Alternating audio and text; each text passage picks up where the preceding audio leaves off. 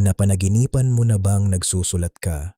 Maaaring nagsusulat ka sa papel, notebook, pisara, o kahit sa isang lugar na hindi mo pa nakikita sa totoong buhay. Minsan, malinaw ang sinusulat mo, pero may pagkakataon din na pagkagising mo, hindi mo na maalala kung ano ang isinulat mo. Ano kaya ang ibig sabihin ng ganitong panaginip? May mensahe ba itong gustong iparating? Unang kahulugan, may gusto kang ipahayag. Sa totoo lang, ang pagsusulat sa panaginip ay maaaring simbolo ng mga saloobin, emosyon o mensaheng gusto mong maipahayag. Maaaring may bagay kang gustong sabihin sa isang tao, ngunit hindi mo pa kayang sabihin ng direkta. Ikalawang kahulugan, pagpaplano para sa kinabukasan. Ang pagsusulat ay maaari ring sumisimbolo sa pagpaplano. Kung may mga pangarap, goals, o mahahalagang desisyon kang pinag-iisipan, maaaring refleksyon ito ng iyong isip na sinusubukang ayusin ang iyong mga plano. Ikatlong kahulugan, pag-alala sa nakaraan. Kung nagsusulat ka tungkol sa mga lumang pangyayari sa panaginip, maaaring may alaala o karanasan mula sa nakaraan na patuloy mong iniisip. Maaaring may aral mula rito na kailangan mong maunawaan o tanggapin.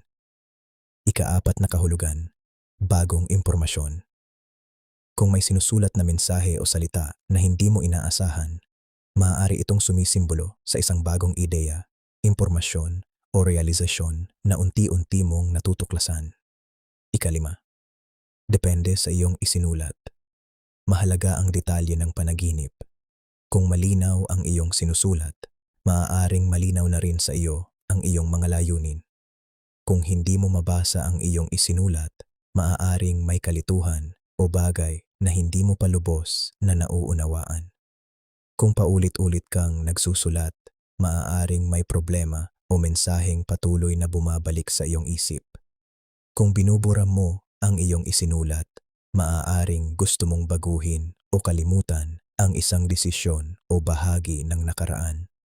Kung may ibang taong nagbabasa ng iyong isinulat, maaaring sumasalamin ito sa takot mong malaman ng iba ang iyong mga sikreto o tunay na nararamdaman. Ika-anim na kahulugan, paglikha ng sariling kwento. Ang pagsusulat ay maaari ring sumimbolo sa kontrol sa iyong buhay. Parang ikaw ang sumusulat ng susunod na kabanata ng iyong sariling kwento.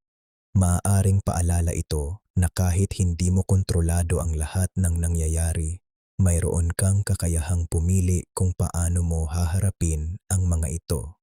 Sa totoo lang, ang panaginip tungkol sa pagsusulat ay hindi nangangahulugang may eksaktong mensahe mula sa hinaharap.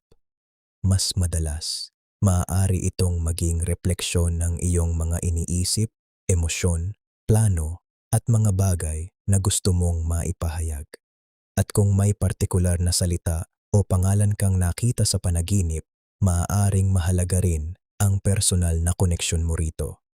Kaya kung napanaginipan mong nagsusulat ka, tanungin mo ang sarili mo. Ano ang mensaheng matagal ko nang gustong sabihin?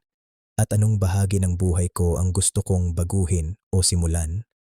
Kung nagustuhan mo ang video na ito, huwag kalimutang like, share, at subscribe sa Dream Signs para sa mas marami pang kahulugan ng panaginip.